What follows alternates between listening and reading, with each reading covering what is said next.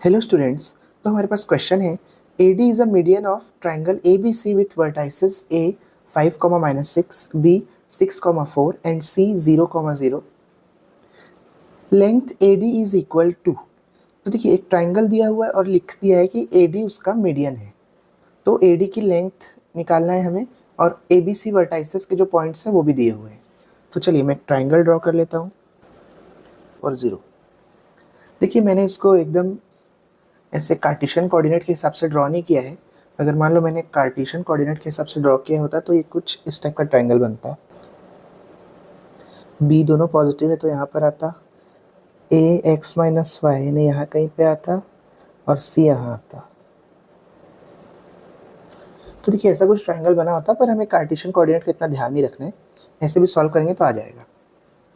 अब देखिए उसके बाद लेंथ एडी एडी मीडियन है बता रहे हैं। अब मीडियन क्या होता है, इनको ये बराबर पार्ट में डिवाइड करेगा। तो मैं AD अगर ऐसे ड्रॉ करूं तो देखिए ये और ये बराबर पार्ट में डिवाइड हो जाएंगे। अब AD की लेंथ क्या होगी ये निकालने से पहले AD क्या होगा ये हमें निकालना है।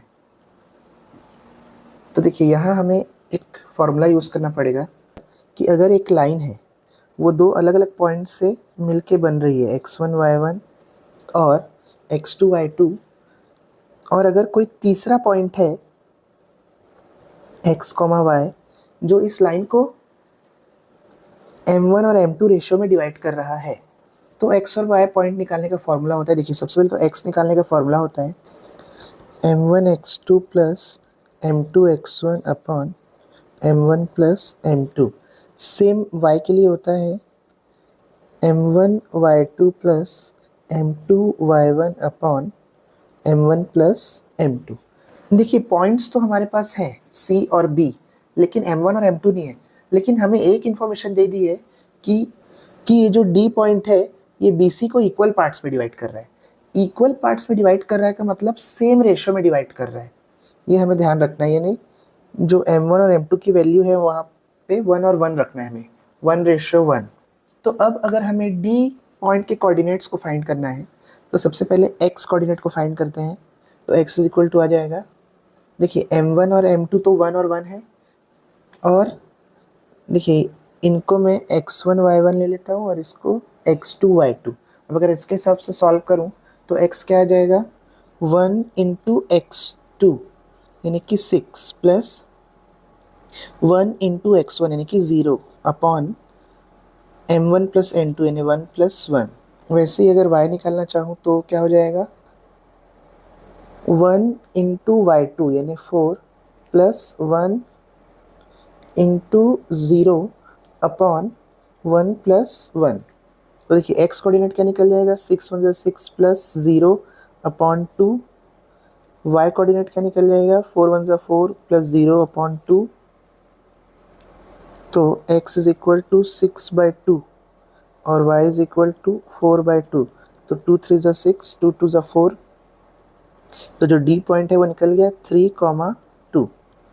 तो देखिए D पॉइंट को मैं यहाँ पे लिख देता हूँ 3, 2।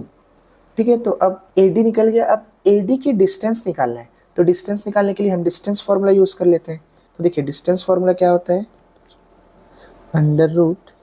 √y2 माइनस y1 का square plus x2 minus x1 का स्क्वायर। तो देखिए अब यहाँ पे हमें इसको x1 y1 लेना है और इसको x2 y2। वैसे D को भी हम x1 y1 ले सकते थे और A को x2 y2 ले सकते थे, इससे कोई ऐसा फ़र्क नहीं पड़ेगा क्योंकि डिस्टेंस तो सेम ही है दोनों की। पर मैं यहाँ पे A को x1 y1 लिया हूँ और D को x2 y2 लिया हूँ, और अब मैं सॉल्व करता हूँ। चलिए तो देखिए डिस्टेंस AD क्या निकल जाएगी y2 माइनस y1 यानी कि 2 माइनस ऑफ -6 का square plus x2 minus x1 यानी कि 3 माइनस 5 का स्क्वायर। तो AD क्या आ जाएगा देखिए √ ये माइनस से माइनस कट जाएगा तो हो जाएगा 2 प्लस 6 का स्क्वायर प्लस 3 माइनस 5 यानी -2 का स्क्वायर। AD आ जाएगा 6 प्लस 2 8 का स्क्वायर प्लस -2 का स्क्वायर। तो यहाँ से AD निकल जाएगा √8 8 ज़ा 64 प्लस 2 2 ज़ा 4। तो AD की वैल्यू आ गई √68 यूनिट। तो देखिए कौन सा ऑप्शन मैच कर रहा है, ऑप्शन ए। तो अगर आपको ये वीडियो अच्छा लगा हो और समझ में आया हो तो वीडियो को लाइक और चैनल को सब्सक्राइब ज़रूर करें। Thank you.